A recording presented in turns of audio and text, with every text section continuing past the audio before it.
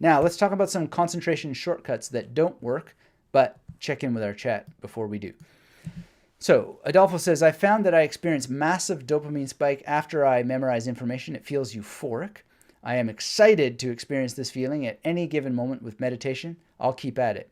Please do, Adolfo. And I know that you're a good reader. I believe, if memory serves, that you had gotten The Direct Path. And, that might be a book that serves you now. It might serve you later. Standing as Awareness is, in many ways, the same book. It's a little bit shorter, but this has more exercises in it. And I believe, Adolfo, you also have Brain Exercise Bootcamp, which will fill you with wonderful ways to bridge the gap between memory training and concentration exercises. So you've got a lot of tools. I would just say, keep exploring, and the switch is going to happen the more you explore. Let's see. D.A. Lit says, do you agree? Oh, do I agree? This is Dave in Beaverton. Do you agree that focused concentration will also diminish negative and unproductive thought habits when exercised over a consistent period of time? Not on its own, I don't think so. I would agree. I would say focused attention can be on the wrong thing. And I know this from my own experience. I was a super focused dude on negative things, focused on lack, focused on scarcity, focused on all the bad in the world. This is not going to necessarily get better unless you have the knowledge that transfers you over to the positive, that transfers you over to abundance, that transfers you over to focusing on solutions instead of the problems. I was a professor. I was in this world of all kinds of bizarre agendas and pushing people to be communists and yada, yada, yada. And these people are they're in the dark world. If we think of Batman and Joker, one calls the other into existence, right? Remember how Heath Ledger says to Batman, we need each other. Well, really what he's saying is we create each other. Nietzsche talked about this a long time ago when he wrote a book called The Birth of Tragedy. And in The Birth of Tragedy, he shows how the Dionysian is linked at the hip to the Apollonian. What is the Dionysian? What is the Apollonian? The Apollonian, let's start there, is the idea of things being eternally true. Math, light, order, structure, geometry, etc. What is the Dionysian? It is disorder, drunkenness, decay, right? Well, you don't get one without the other, but he says it's more than that. It's that one calls the other into existence. Now, I don't know if that's true or not, but in our art, we see it all the time, and Batman versus Joker is a great example of that, and Joker is really switched on to it. Batman, not so much, but Joker is just like, we need each other. We can't have each other without each other, right? And in the story, it's built up that way in a kind of almost a tautology, you would call it, an architectonic tautology. So tautology just means like a circle where the argument is confirmed through its demonstration. So, Tigger. The wonderful thing about Tiggers is that Tiggers are wonderful things. That's a tautology. It's just a circular argument. And Batman and Joker is a circular thing. So the reason why Joker is a bad guy is because Bruce Wayne's dad is a bad capitalist. And the reason why Bruce Wayne's dad is a bad capitalist is because there are people like the Joker who or criminals who shoot people in the streets or whatever that, need to be scrubbed out, because if he would just figure out how to work with politics better, etc. I mean, it's a complicated story, but it's what is called an architectonic tautology in narratology. And so the way that you just get beyond that, how you transcend it, Nietzsche would say, is you say yes to life. You say yes to the circle. And he called that the myth of the eternal return. So we're going quite deep into your question here, David. But the whole idea of the myth of the eternal return is Nietzsche's thing, which is basically, he says, what if some demon or force forced you to live the same day again and again and again for all eternity? How would you choose to live that day, right? Well, what's so brilliant about the myth of the eternal return is it is essentially what is happening all the time, right? We get up every day. We have to eat. We have to clothe ourselves, etc., etc. And this happens again and again and again. And so Nietzsche says the ultimate answer is just to say yes to what is happening. In fact, you could say, amor fati, love your fate. And it says here, not merely to bear what is necessary, but to love it, right? And so how do you love it? Well, he says you should walk every day. You should eat good food.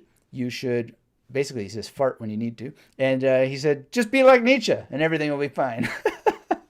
Which is kind of funny, but worked for him. And then he died. So that's the way it goes, right? I think Samuel Beckett said, I can't go on, I'll go on. And that's part of the secret here. But back to David's question, focus concentration without a positive, embracing a yes to life just as it is, the way that it is. Well, it doesn't necessarily guarantee that, you're going to diminish negative thoughts. You have to actually balance them. You have to integrate them. And this is the point with the positive and the negative of the Apollonian and the Dionysian. And Nietzsche warned Germany. He said to Germany, he said, if you do not balance this tension between the dark and the light side, the eternal truths of order and structure with the drunkenness and the Dionysian decay of what he saw as a coming fin de siècle, end of century issue of decadence, he said, if you don't balance that stuff, you're going to tear yourselves apart. That's exactly what they did.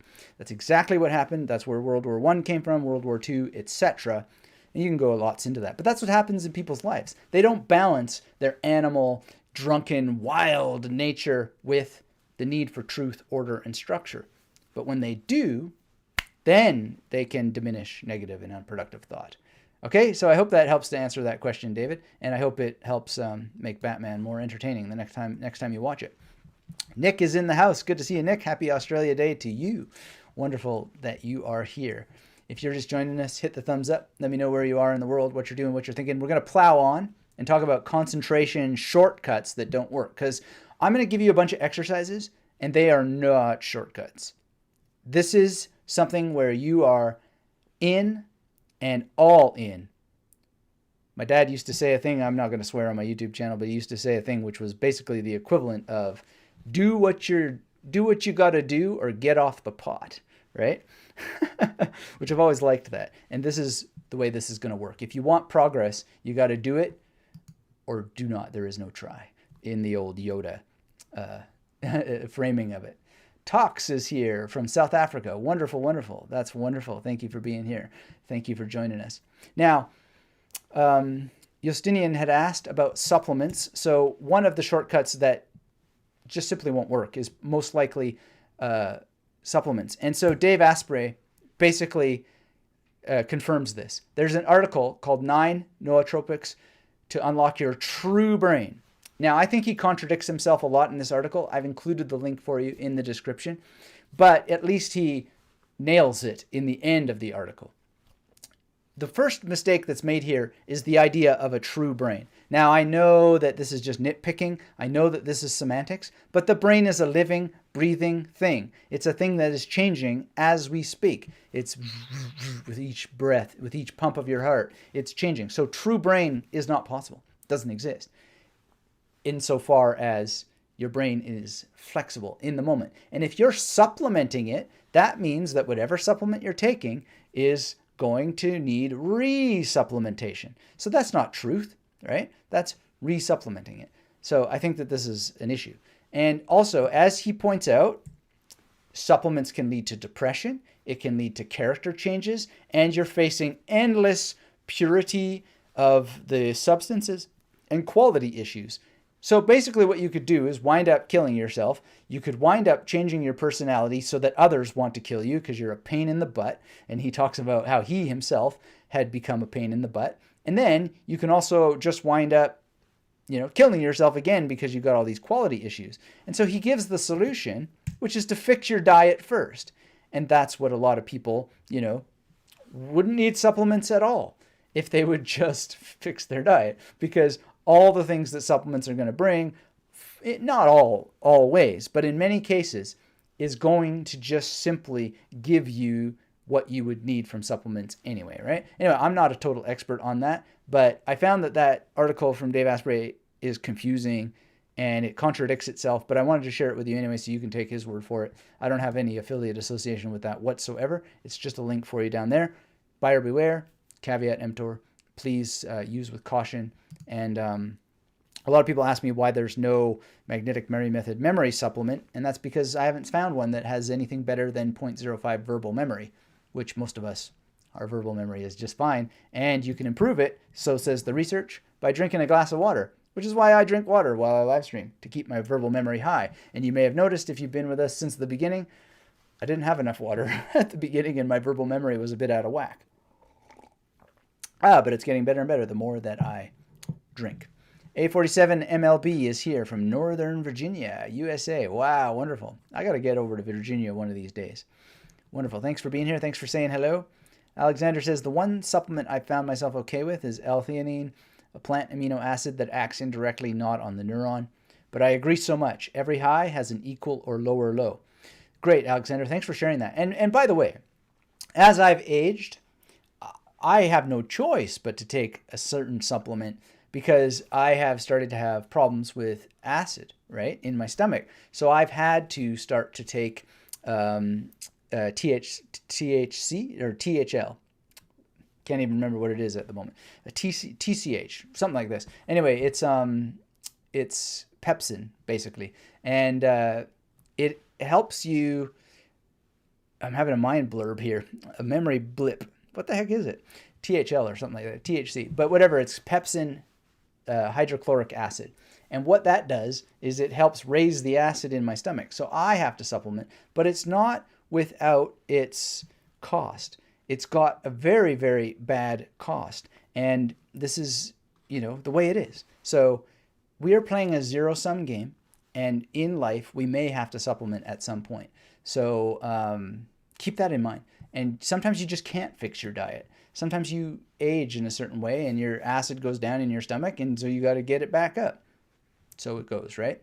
It's a zero-sum game. But if you can just fix your diet to the best that you can, which is something that I've done because of all my food sensitivities, is you can get to what are called Satwick foods.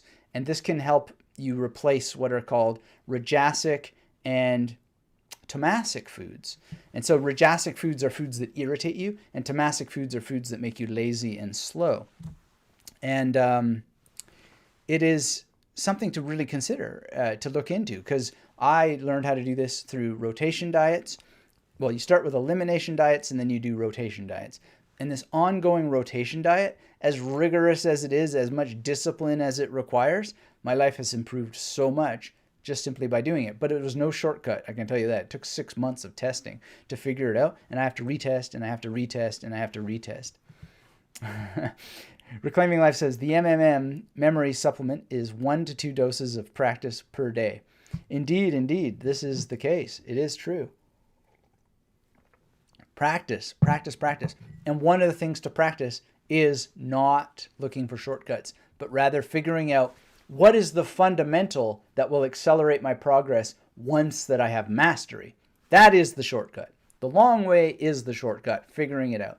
So fix the diet first, and then see where you go from there. So other shortcuts that won't work, and unfortunately this is a shortcut that a lot of people try to take, doing nothing. A lot of people do nothing, and that's never going to work. I don't think we have to go much deeper into that. But why do people do nothing? Well, because it's the easy path. And when it comes to memory and concentration and focus, so many people are just happy to get by, right? And so one of the things that you can do is think about, is getting by really satisfying for you? Hi to Reclaiming Life, by the way. Great to see you. Thank you for being here. And thank you for that.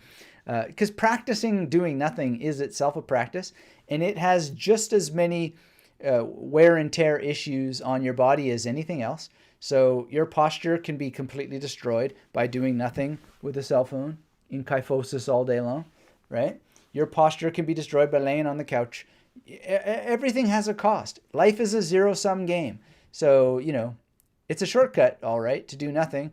I'm going to sit on welfare and do nothing, blah, blah, blah, blah, blah. Believe me, when I was in the hospital, they invited me to go on welfare. They're just like, go back and finish your BA. Forget about it. Forget about it. And they wanted me to, they were going to help me get hooked up on welfare and, just do nothing. Forget that. No way. Not on my watch.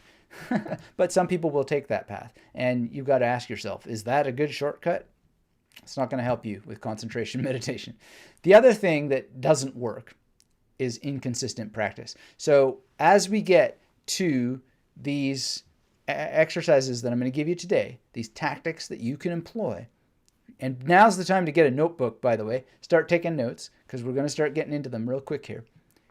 You've got to understand that consistency is key if you want to maintain sustained focus for long periods of time and achieve flow. All right? So half the battle here is making sure that you have habits intact, right? And at the end of the day, there's lots of ways to get your habits going, habits flowing, habits flourishing and growing. But you need some resources. And I would suggest that whatever you do, forget about people's opinions, forget about the way you want it to be, and just do what works, right? So I want you to read Mind Shift by Barbara Oakley.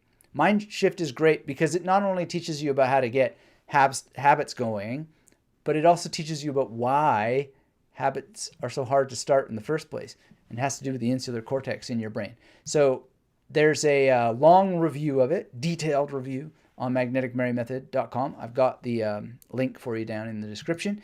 You can also read one of my favorite books, which is called The Talent Code by Daniel Coyle. He gets into, this is really one of the first places that I read all about the dopamine and the myelin and all these opioid receptors that fire and so forth. And it's just really well and lucidly explained. There is a way to grow your greatness, and it's well spelled out because it's in your brain. Your brain is a garden, and you can grow it. It's just that simple. So read The Talent Code by Daniel Coyle. Amazing. Atomic Habits by James Clear is very good as well. And my interview with him is linked in the description. And it's kind of funny thinking about it because I'm now going tomorrow to narrate this audiobook in full, or this book as an audiobook in full. And I was asking him about how I was going to get this book written in a habitual way on this interview. So, if you're interested, you can figure it out. You can listen to that and figure out what I figured out, if I figured it out, and see if you can see what's going on there, if you're interested. All right. So autotelic flow is what we're ultimately going for. Not flow as such, but we want doing as its own reward. We want to be switched on. We want to just have it happen. We don't want to be thinking about it. We just want to show up. And what Mihai Csikszentmihalyi says is that an autotelic person needs few material possessions and little entertainment, little comfort, little power or fame, because so much of what he or she does is already rewarding. Because such persons experience flow in work, in family life, when interacting with people, when eating, even when alone with nothing to do, they depend less on external rewards that keep others motivated to go on with a life of routines. They are more autonomous and independent because they cannot be as easily manipulated with threats or rewards from the outside.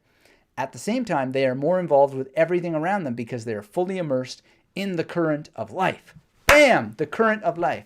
Isn't that great? I believe every single one of us can become either an autotelic person or we can become better at it. And we got to get into flow because doing is its own reward. And this is the question that we had before and went on about in a bit of nerdy detail that came to us from Maria. And the question is how? What if you just can't find your way to doing this? What if you just can't get into flow? Well, we talked earlier about vision statements. We talked about creating actual milestones, and then scheduling your time. That's part of it, right? Just build it.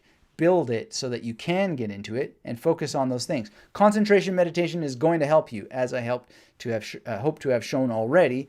And one thing you might consider is to do some self-hypnosis. So when I was struggling with my PhD dissertation, I really didn't want to write that thing.